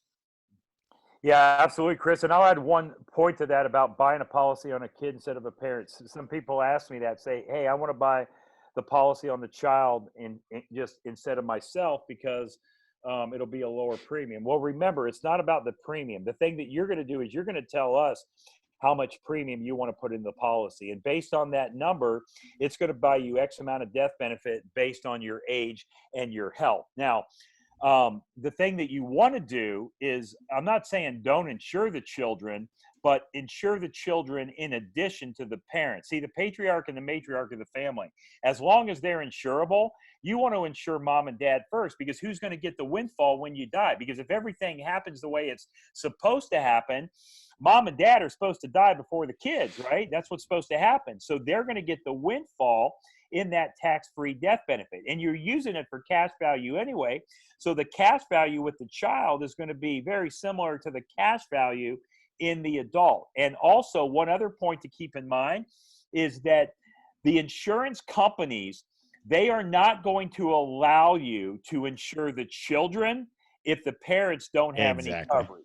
Now, there is a couple exceptions. If the parents are not insurable, okay, then it could possibly happen. But even if, okay, but normally the rule is the children cannot have any more than half the amount of death benefit that the parent has. So let's just say that you're going to do a policy and you're going to have $500,000 of death benefit.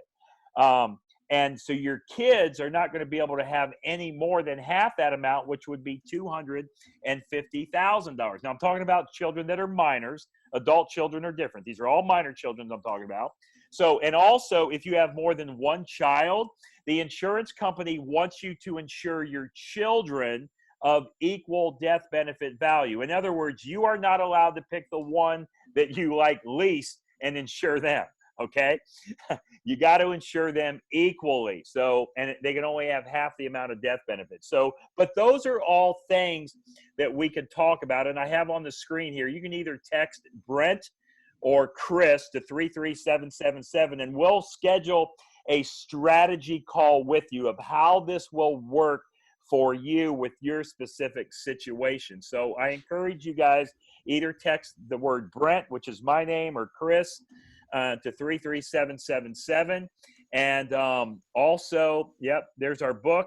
And at the bottom of this, so can you see where it says view our presentation?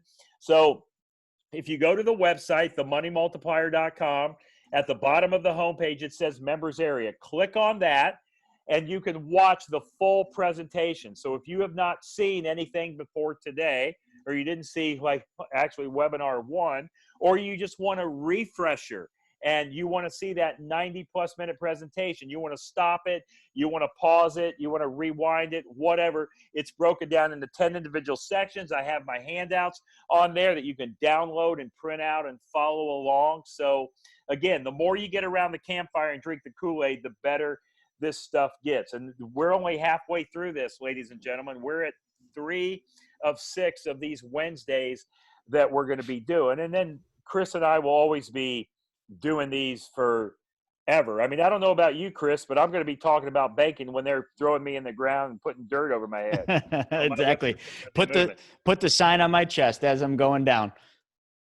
Absolutely. Hey, one other thing too, that I don't think I've done the other times we've done this, but since we have so many people on here, let's, we got this book, right, that we wrote, and this book's got a lot of great knowledge. We talked about Nelson Nash's book, but I kind of want them all to have this because there's so many questions that are being asked that if they just read the book, it would be in there. Or if they just watched the 10-part training or the webinar, a lot of these questions would be answered. So I know that each week we're going to get a lot of people that have never seen our webinars, read our book, or really seen what we're talking about. So jumping in halfway, through this, you might be confused about a lot. And I can tell a lot of that is the questions that are coming up. So how about we just give everybody a copy of this book for free? If you guys want a copy of this book free, what I'm going to do is I'm going to put this book in the chat. So you guys got to go into the chat. I'm going to put a link in there. We're going to give you the book for free. You just got to pay for the shipping. Now, the shipping costs across the United States are drastically different. So the shipping cost that we charge is $9.95. That covers our cost to ship it to California, to ship it to Canada, to ship it to Singapore. I literally have a book going to Singapore. The shipping on that sucker was $22.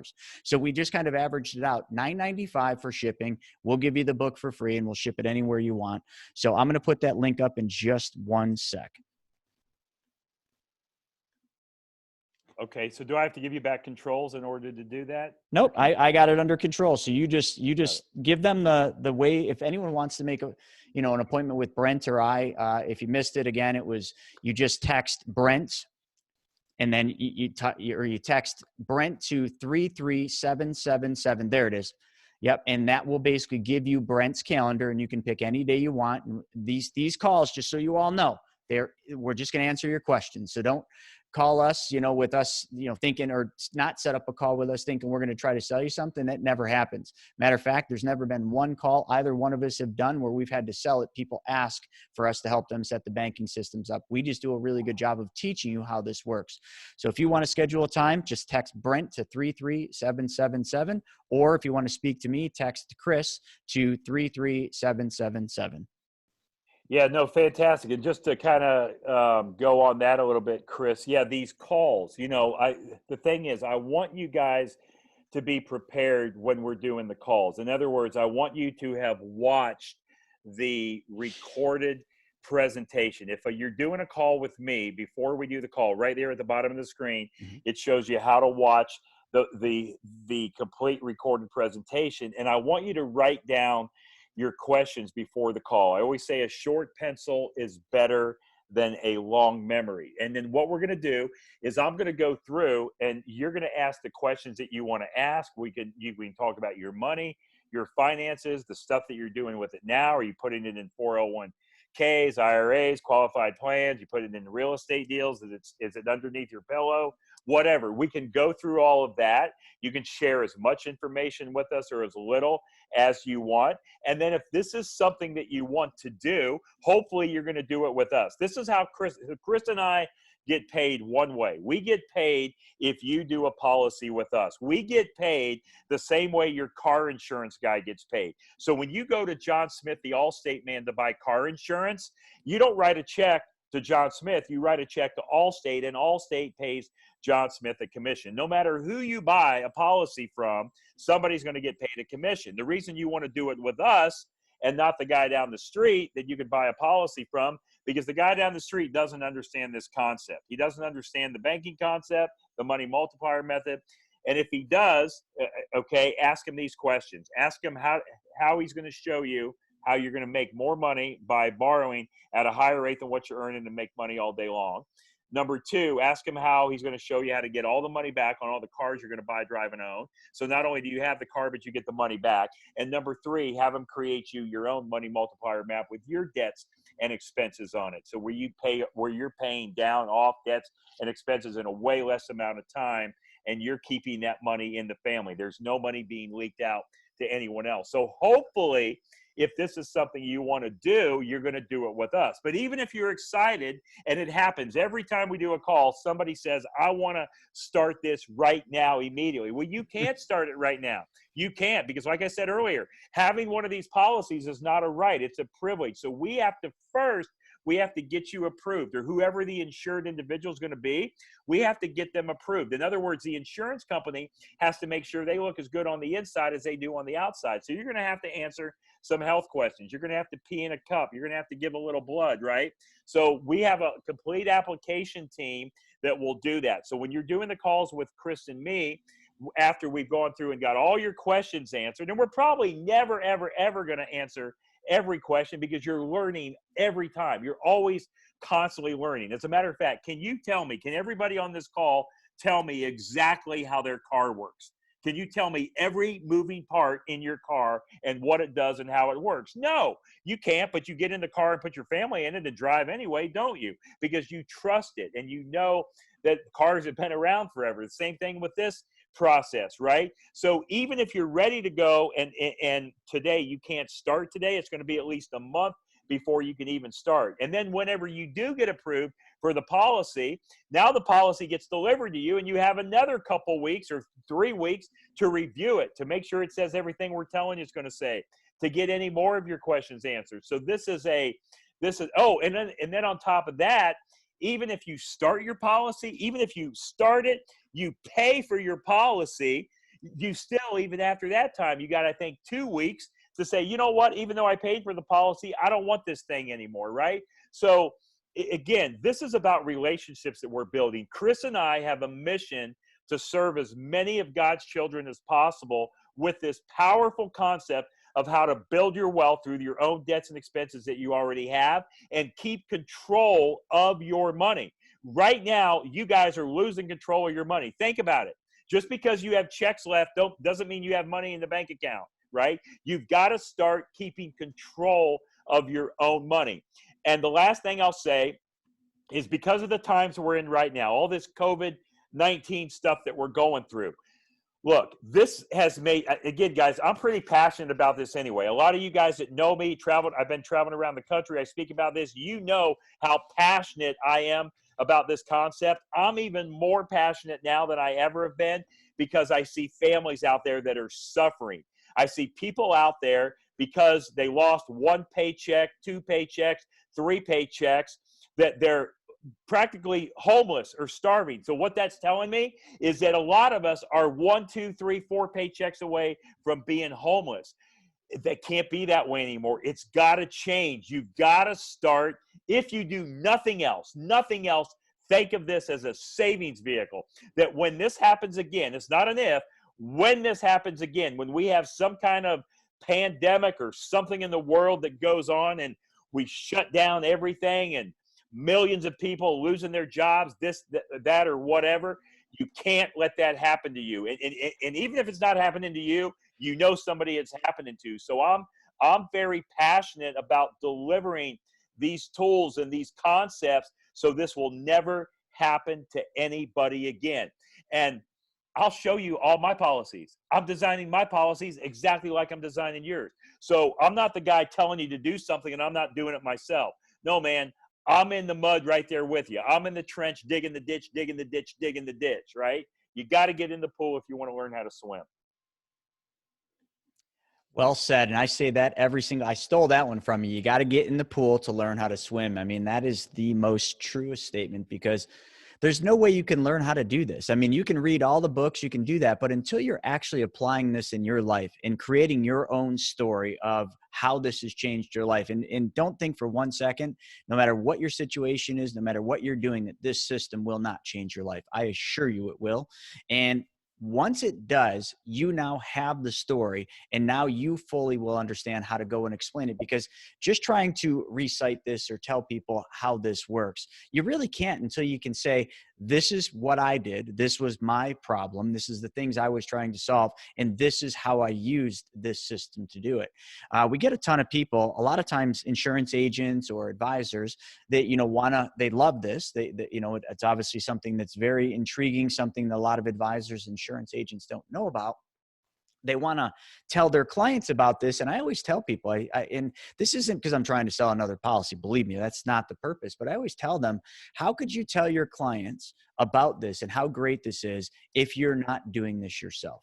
It'd be like telling somebody, hey, the GM Silverado is the best truck on earth. It's the greatest thing. It drives perfect. It's got a ton of power. And then the person says, well, wow, that's great. Do you have one? Oh, no. I drive a Ford. Really? You just lost all credibility. How can you give suggestions on something you're not using yourself? The answer is you can't. I could never. So I was an advisor for 16 years. I was at New York Life for 14 years. I knew all about this system, but I couldn't tell people about this system or really explain it until I started using it. And I started creating my personal story of how I paid off debt, how I built a rental portfolio, how I did flips, how I began lending. All those stories make up my personal story of how this has changed my life. The question for every one of you is, what is your story? What is it you're trying to change in your life? And then once you start using this system, it will do that. Then you've got the story. Then you know how to go out and tell people, this is what you need to do. And how I did it, I just had Brent come out and speak to my people, my RIA. And then I started sending people to Brent's presentations. This is before I ever started doing this myself. I just believed in it because it changed my life, that I wanted people to know about it. And then eventually I just said, Brent, how can I help you? How can I help you serve more people? How can I help you help more people? Because it's all about giving. The more you give, the more you're ever going to get. And our goal, and just like Brent said, is to go out and show as many people as we can how this works, but to do it in a way where we teach. This is all about teaching you how to use the system. If you think that this is, you just buy the whole life and you're all set, that's the last thing. This is not about the whole life. The whole life's nothing more than the machine that moves your money. It's an essential piece in the system, but the most important thing is learning the banking process, learning how to mimic what the banks do, because the banks are making 400 to 1,300% on your deposit you leave there. Why wouldn't you learn how to do what the banks do? That's what you have to learn. The whole life's nothing more than a machine that moves your money, and that it is important all in the same, and it's necessary for this to work, but it is not the most important thing. And the second you realize that, the second you'll have kind of an epiphany moment where you're like, wow, you're right. I just need to mimic what the wealthy do, and I need to mimic what the banks do. And then this will all basically just change everything you're doing. I went on a little bit of a rant there. Sorry about that. Oh, no, absolutely. Just like what the late Zig Ziglar said, help enough other people get what they want, you end up getting what you want. So, all right. So I think we're good. Yep, I'm just looking to see if we have any more questions, but I don't think we do. I think we got them all. Everybody seems pretty good. Terry, Dexter, thank you all. And there's so many more. There's too many people for me to go through and call everybody out, but I just want to thank each and every one of you for your time today. And we'll see you back next week. And if any of you need the video, you have it on there. You could text us, Brent at 33777 or Chris at 33777. And if you need the video, there it is. Just real quick, one last time. If you want to see the full presentation, if you're just joining us for the first time, there it is. Just go to themoneymultiplier.com, scroll all the way to the very bottom, and just click on members area, and you will see the presentation on there, and you can learn all about it and exactly how all these things work, how to get all the money back for all the cars you're ever going to buy, drive, and own, how banks use this, why banks use this, so on and so forth. So thank you all. And Brent, thank you for your time again. Hey guys, thank you so much. Thanks everybody for sticking around and staying on the call. Look forward to seeing everybody next Wednesday. And Chris might be a new daddy by then. Who knows, man? Any day. We're 2 days late. The time is now. All right. Good deal. Thanks a lot. Thank you, everybody.